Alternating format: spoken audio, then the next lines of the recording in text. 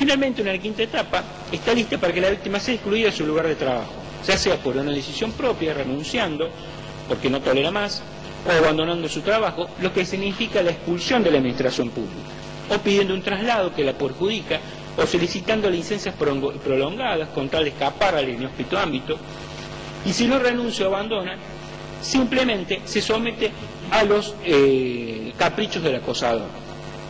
Lamentablemente, está comprobado en otros países que este sometimiento a los caprichos del acosador llega al suicidio.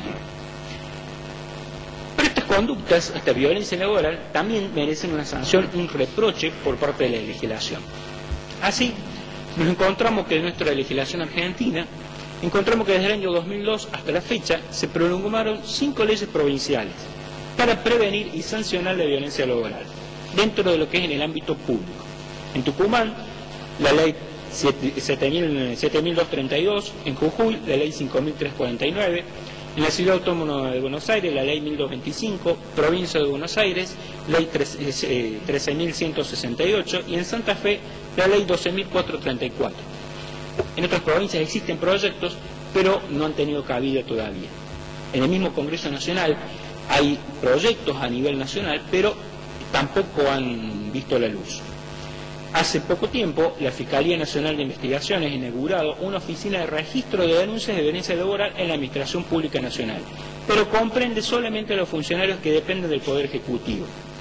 Este está a cargo de un fiscal y trabaja con una asociación civil denominada Institución Sin Violencias y depende de la Fiscalía Nacional de Investigaciones Administrativas cuáles son los pasos a seguir.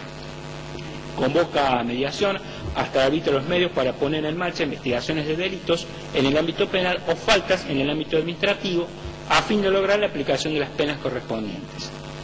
En el orden nacional, en el artículo 24 del Decreto del Poder Ejecutivo de la Nación, 1421/2002, reglamentario de la Ley Marco de la Regulación de Empleo Nacional, solo se refiere a lo que es al acoso sexual, que es lo que no nos interesa en este punto.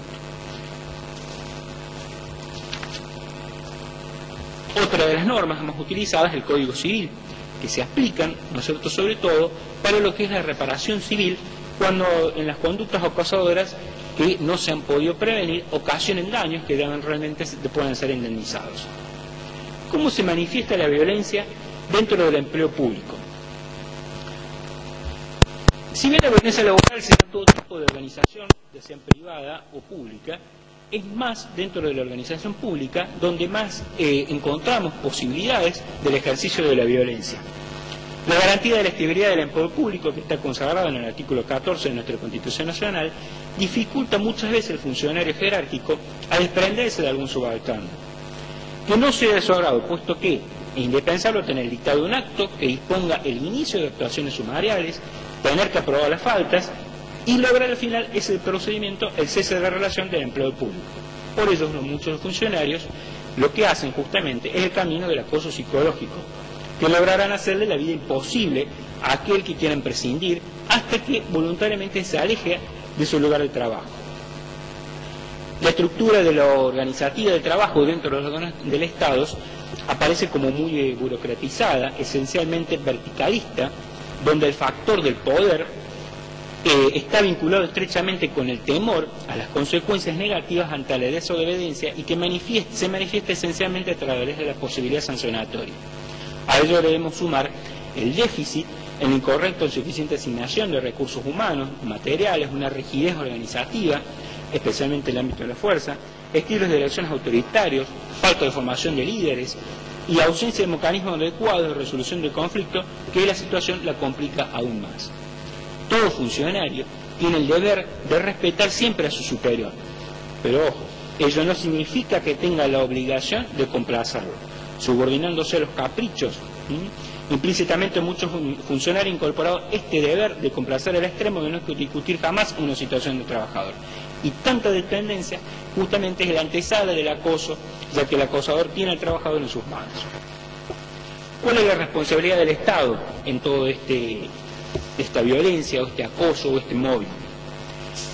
Dentro de los derechos vulnerados por el acoso psicológico están amparados en tratados internacionales vigentes, por lo tanto en toda violación a tales derechos sobrevuela siempre la responsabilidad del Estado.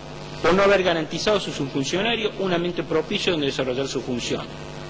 Los derechos humanos, que básicamente se violan al acosar psicológicamente, son el derecho a la integridad física y psíquica. El acoso psicológico se revela siempre y en todo caso de forma primaria como agresión al estado de salud del trabajador, con efectos negativos o perjudiciales en su equilibrio emocional y psíquico. Ese desequilibrio culmina con padecimientos tales como ansiedad, trastornos de salud, fobias, trastornos digestivos, etc.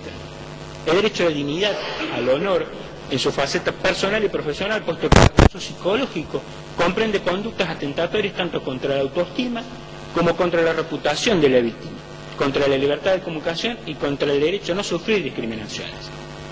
Estos derechos afectados por el acoso psicológico están garantizados en varias normas con rango constitucional.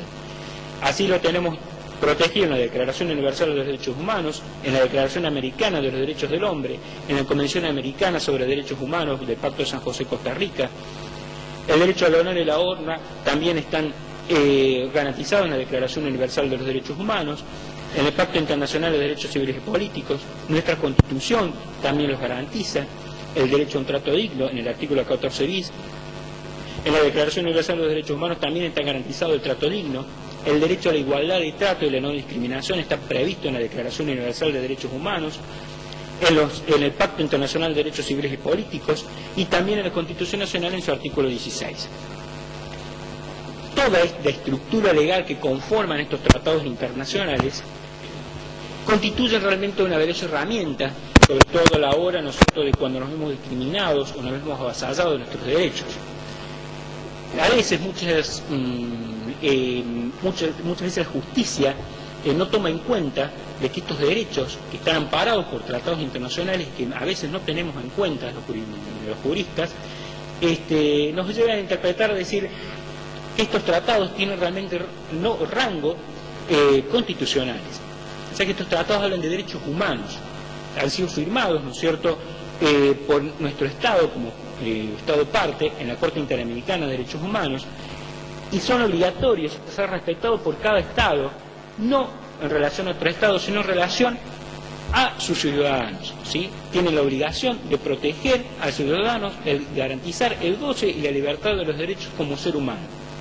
Por eso es tan importante tener en cuenta estos tratados internacionales.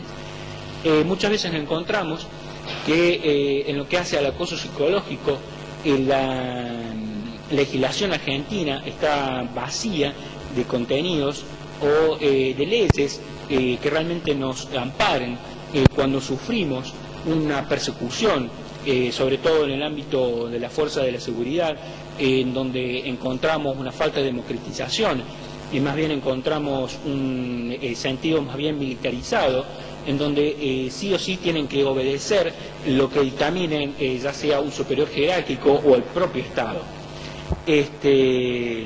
Estas situaciones no hacen más que, como ya lo dije, genera un vacío legal cuando a la hora de encontrar normas o elementos que nos hagan defenderlos o utilizar para las defensas, ¿no es cierto?, de estos acosos o probar los acosos. Y tenemos que tener en cuenta que donde podemos bregar o donde podemos abrevarnos es en estos tratados internacionales. A modo de conclusión, y esto ya para ir terminando, este problema social del acoso psicológico tenemos que tener en cuenta tres condiciones. Primero, tenemos que visibilizar el problema. Segundo, que se demuestre que afecta a muchas personas, o sea que no tenemos que olvidarnos que no somos individuos, sino que esto afecta a varios, a muchos. Y tercero, que mucha gente cree que puede y debe hacerse algo para corregirlo, a razón de que estamos ante conductas socialmente indeseables. Este objetivo de esta exposición es dejar planteado el tema, sobre todo, ¿no es cierto?, de contribuir con la difusión de este grave inconveniente de lo que es el acoso psicológico, y que se convierta en un tema de conversación para detectar posibles acosadores y víctimas. Muchas veces suele suceder que la víctima, en la función de que no se anime a denunciar, ya sea un gremio, o en este caso, ¿no es cierto?, a sus compañeros, o tratar de exponer su situación, se ve compelida, sigue trabajando y genera de estas salidas o estos pedidos, ¿no es cierto?, de jubilaciones anticipadas que muchas veces se dan dentro de lo que es la administración pública, y no lo pongan, ¿no es cierto?, no denuncien realmente al acosador, ya sea por miedo o por que no encuentran los canales para hacerlo. Por eso es importante de tomar conciencia